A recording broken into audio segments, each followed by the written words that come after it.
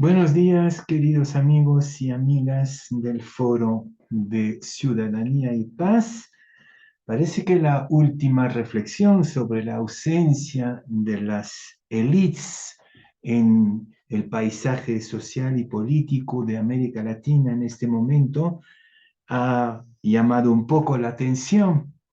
Y quisiera seguir con esta reflexión sobre la ausencia, sobre el desierto profético que señalaba la semana pasada. Porque este desierto de justos y profetas, por lo menos en el escenario público, en el espacio público, da como cancha libre al surgimiento de lo que llamaría carismas individuales en América Latina en este momento. Por todas partes están brotando estos individuos carismáticos, pero al mismo tiempo que nos cuestionan mucho en cuanto a la posibilidad de una verdadera práctica ciudadana y de una verdadera eh, democracia. Y por lo tanto me voy a detener esta vez en una reflexión a propósito de la relación que pueda existir o no, o de la relación conflictiva entre mesianismos en plural y ciudadanía. Y para entender mi preocupación en cuanto a esta tensión entre los nuevos mesianismos y la posibilidad o no de una sana ciudadanía, voy a empezar justamente mirando un poco más de cerca lo que voy a llamar los carismas pervertidos. Saben que en la perspectiva nuestra, la perspectiva bíblica, cristiana, los carismas, que son dones específicos del Espíritu, surgen necesariamente de un fondo comunitario, vienen de la comunidad. Y si son verdaderamente carismas, tienen que volver y devolverse a la comunidad en una forma de servicio y de liderazgo de la colectividad justamente. Pero cuando hablo de carismas pervertidos, es cuando estos dones particulares, estas capacidades particulares, se ven confiscados simplemente para un provecho, un interés, una ideología particular. Y entonces este carisma o estos carismas confiscados para el ejercicio perverso de una seducción mentirosa paraliza de cierta manera la ciudadanía, la, la, la, la reduce de cierta manera también a una sumisión ciega y hasta fanática con carácter religioso en el mal sentido de la palabra. Creo que en América Latina en este momento están floreciendo por todas partes estos hombres y mujeres carismáticos, pero que han confiscado su carisma y lo han pervertido de tal manera que paralizan, someten, fanatizan de una manera ciega a una ciudadanía abandonada por sus verdaderos profetas y por sus verdaderos líderes. Entremos un poquito más entonces en esta producción de carismas que se puedan pervertir.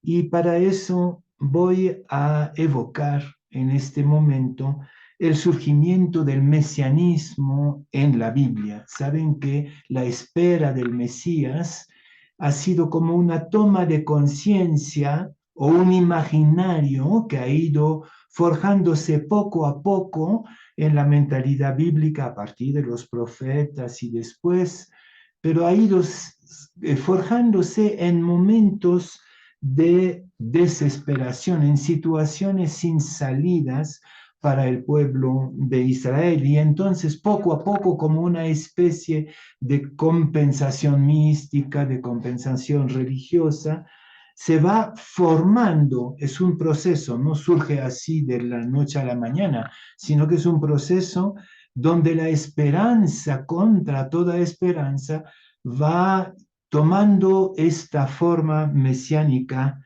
compleja. ¿Quién es el Mesías en el imaginario del pueblo de Israel? Y este imaginario va a cuajar de manera fuertísima en la época de Jesús, precisamente con toda esa pregunta, ¿es él o no es él el Mesías? ¿Quién es el Mesías en este imaginario popular? Es una personalidad misteriosa, providencial, que viene de otro lugar, que viene de Dios, esta personalidad providencial que va a resolver sí o sí milagrosamente la situación de impasse desesperada en la cual se encuentra el pueblo justamente. Y se va a diseñar este mesianismo como en dos corrientes, ¿no? La primera es la que llamaría la corriente institucional, es decir, este imaginario mesiánico que brota desde las instituciones del pueblo de Israel, desde el poder, digamos, desde el poder.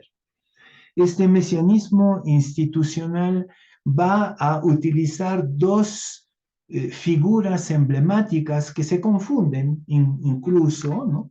La figura de David, del rey David, y de un supuesto sumo sacerdote. La referencia histórica son algunos grandes sacerdotes del pasado de Israel, ¿sí? Sobre todo en los libros sapienciales, en los libros de sabiduría. Entonces, es esta imagen real y sacerdotal confundida que es muy presente en el discurso oficial religioso del templo en el momento en que surge Jesús Nazareno. Pero también hay otro imaginario paralelo que se va a desarrollar y que llamaría el mesianismo popular. El mesianismo popular, que sería el Hijo del Hombre, por ejemplo, ¿no? El Hijo del Hombre, esta figura también enigmática que vendría de Dios, pero que en grandes líneas representa la humanidad, la humanidad de manera general, y por eso Jesús nunca se va a definir a sí mismo como hijo de David, lo vamos a retomar ahorita, nunca se va a identificar él con el modelo mesiánico oficial del poder religioso y político, ¿no? Sino con una visión más amplia y colectiva, y eso es muy importante, del mesianismo. El Hijo del Hombre casi es una imagen colectiva y de manera más precisa y sorprendente, Jesús va a utilizar, y los evangelistas lo van a desarrollar, sobre todo San Juan, va a utilizar la figura del siervo sufriente, el segundo Isaías, y este siervo sufriente también es una figura muy misteriosa, muy enigmática, y los comentaristas, los exégetas piensan que este siervo sufriente sí podría ser un profeta, podría ser un rey, ¿no? Pero básicamente este siervo sufriente es el pueblo sufriente, es el pueblo de Israel, es el pequeño resto sufriente, esta rezaga, ¿no? Es lo que queda de los justos de Israel, de los pobres de Yahvé. Y varias veces en el Evangelio, a pesar de que los evangelistas, sobre todo en los evangelios de la infancia, intentan hacer nacer Jesús ahí en Belén, por ejemplo, para identificarlo con David, con el modelo oficial del poder mesiánico, Jesús siempre se va a negar a esta imagen. En particular hay un episodio de discusión con los fariseos y con los saduceos, lo volvemos a encontrar, hablamos de ellos la vez pasada. En esta discusión Jesús cuestiona el mesianismo davídico. Dice, pero ¿cómo puede ser el hijo de David si el mismo David dice, me voy a poner a tus pies? Es imposible, es imposible. Entonces Jesús toma su distancia con esta imagen carismática, providencial, salvadora de los ricos, de los poderosos, y más bien siempre habla de sí mismo como hijo del hombre, es decir, este colectivo no muy preciso, confuso, que podríamos llamar en nuestros términos quizás algo como la ciudadanía, y además San Juan lo va a identificar claramente, sobre todo en la pasión, con el siervo sufriente. ¿Cómo mirar esta espera del Mesías para los judíos, ¿no? Y para nosotros hay algo parecido que quisiera también señalar, es que la espera de la parucía. Nosotros está en nuestro credo, esperamos que regrese Cristo, que tiene algo que ver un poco con esta espera mesiánica, ¿ya?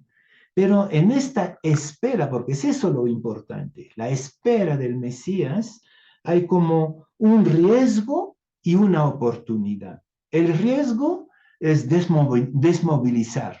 Bueno, esperemos que venga el Mesías y ya estamos sentados y llorando hasta que vengas, ¿no? Muchos judíos, por ejemplo, van a llorar en el muro de las lamentaciones del templo de Jerusalén a la espera del Mesías. O bien, esta espera del Mesías puede ser una inspiración para lo que llamaba la semana pasada la acción y el cambio. Esperar al Mesías es prepararlo. Esperar la parucía es ir preparando el reino. Y de cierta manera, hay toda una corriente mística judía que dice que sería mucho mejor que nunca venga el Mesías. ¿Por qué? Porque dice, en ese caso, cada mujer judía podría esperar ser la madre del Mesías y de manera más amplia podríamos estar todos en esta dinámica del cambio y de la preparación, ¿no? La preparación del reino. Y les soy sincero, les confieso que muchas veces pienso que no sería conveniente que venga tan pronto Jesús, ¿no? Que vuelva. Yo creo que lo importante es preparar el reino, es creer que el reino es posible, que el reino empezó, pero sobre todo en esta preparación del reino, lanzarnos a la cancha de la acción. ¿Debe venir el Mesías? ¿Debe regresar Cristo o debemos esperarlo de manera activa? Bien, con esta pequeña intrusión en la teología mesiánica del Antiguo Testamento y también del Evangelio y del Nuevo Testamento, quiero centrarme ahora en lo que llamaría la tentación actual de los falsos mesías, ¿no? Vuelvo a decir, cuando la cancha es desierta, cuando la cancha colectiva, ciudadana, se ve desertada por los profetas, y cuando no hay profeta, cuando las élites se ausentaron, lo que surge espontáneamente son carismas mesiánicos desviados, pervertidos. Si miramos todo el continente americano, empezando por Norteamérica hasta el sur, ¿ya? Podemos decir que nuestra América está enferma de falsos mesianismos. Quizás haya sido un rasgo de la política latinoamericana desde mucho tiempo. Quizás, ¿no? El caudillismo latinoamericano del siglo XIX, por ejemplo, tiene que ver en mucho con estos falsos mesianismos, un poco como si en el caso del Perú, por ejemplo, estuviéramos siempre en espera de la llegada de una carabela, ¿no? Callao, el puerto de Lima, como el lugar donde siempre esperamos la buena noticia, ¿no? Cuando no es el oro, es el guano; cuando no es el guano, es la pesca; cuando no es la pesca. Siempre pensamos en una solución mesiánica que nos venga de afuera. Entonces creo que hay un síndrome mesiánico en el caudillismo latinoamericano, pero estoy citando nomás algunos de estos carismáticos pervertidos del momento presente. Yo pienso en el expresidente Trump, en el presidente Bukele en El Salvador, en el expresidente Bolsonaro, en Brasil, o en el expresidente Evo Morales en, en Bolivia. Son gente de rostros muy diferentes, pero que se caracterizan por este falso mesianismo, estos carismas desviados y confiscados. El problema de estos falsos mesías es que tanto sus fracasos como sus triunfos, pienso por ejemplo en el presidente Bukele de El Salvador, que sí tiene un nivel de aprobación fenomenal, ¿no? O en el ex-Trump, ¿ya?, que tiene también un nivel de soporte enorme todavía, ¿no? Sus fracasos y sus triunfos de estos falsos mesías de toda manera destruyen la conciencia colectiva. ¿Por qué? Porque suscitan pertenencias enfermizas de tipo individual y fanático, o si no, masivo, ¿no? Pero no llamaría los seguidores de esos mesías, no los llamaría verdaderos ciudadanos con una conciencia colectiva ciudadana, sino un sentimiento compartido de pertenencia fanática y casi religiosa. A mí me preocupa mucho el manejo de lo religioso en estos falsos mesianismos. Y que triunfen o que fracasen, porque muchos han fracasado, varios de ellos han fracasado o terminarán fracasando, quién sabe, ¿no? Sin embargo, mantienen en la colectividad el caos. Los ex mantienen el caos, ¿no?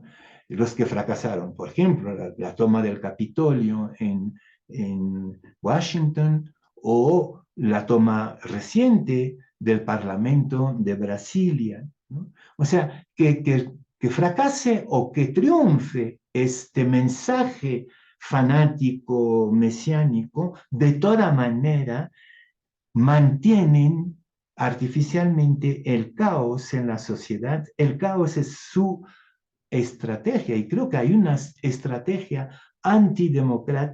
democrática, que es la gran estrategia de estos falsos mesías.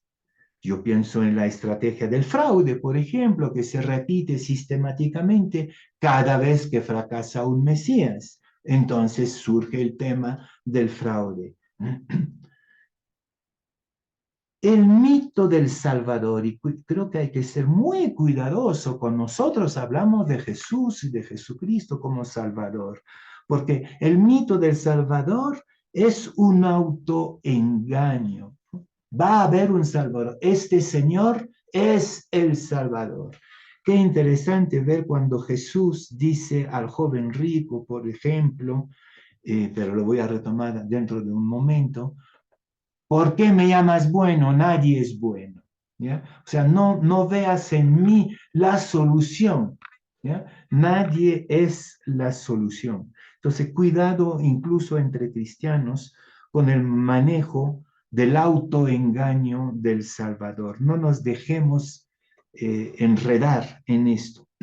En estos triunfos y fracasos de los falsos mesías, la corrupción aparece como una espada de doble filos.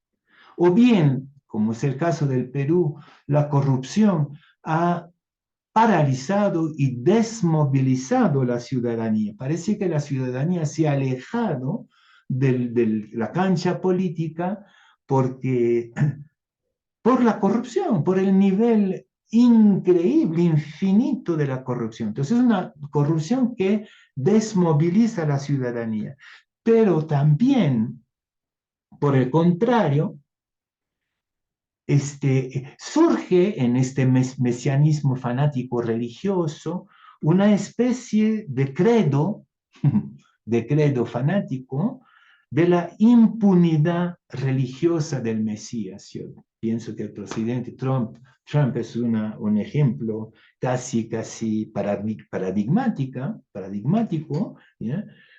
Puede tener 37 acusaciones, puede haber violado a una periodista, haber comprado el silencio de una prostituta o de una actriz de porno, ¿ya? No, pues estas evidencias no pasan la valla de la impunidad sagrada del Mesías. Y entonces estamos ahí entre esta corrupción, ¿no? Que tiene como doble filo. O bien desmoviliza completamente a la ciudadanía, quizás en el Perú en este momento ni siquiera hay figura mesiánica y carismática, tampoco hay ninguna, ¿ya? Pero en muchos otros países el Mesías fracasado goza de cierta manera de una total impunidad sagrada. Bien, termino con el mesianismo de Jesús, ¿no? Ya dije algunas cosas de ese mesianismo, pero claramente en el Evangelio Jesús toma su distancia con estos carismas pervertidos, con este mesianismo fanático, religioso, que juega con el doble filo de la corrupción. Empiezo de nuevo con el joven rico. ¿Se acuerdan? El joven rico busca un Mesías, busca una referencia absoluta, un Salvador, está buscando un Salvador. Y en el Evangelio de Marcos dice a Jesús, buen maestro, dime lo que tengo que hacer para tener la vida eterna. Y inmediatamente Jesús lo va a frenar, a parar y dice, oh, ¿por qué me llamas? Bueno, es una de las expresiones más enigmáticas, más escandalosas de Jesús, ¿no? Porque nosotros como creyentes inmediatamente vamos a decir, pero claro que Jesús es bueno, es el único bueno, en fin, ¿no? No, Jesús va a decir, deja de tratarme como un salvador, no me manipules como un Mesías que te va a liberar de tus responsabilidades o de tus fracasos. Nadie es bueno salvo Dios. Y creo que eso tendría que ser como el lema para toda tentación carismática y mesiánica a nivel colectivo, ¿no? El otro tema es lo que también señalé hace un rato, que Jesús no quiso identificarse con el hijo de David, es decir, con el mesianismo oficial del poder, sino que se reveló como el siervo sufriente y este siervo sufriente como la colectividad, el pueblo, el pequeño resto de los pobres coherentes y sufrientes.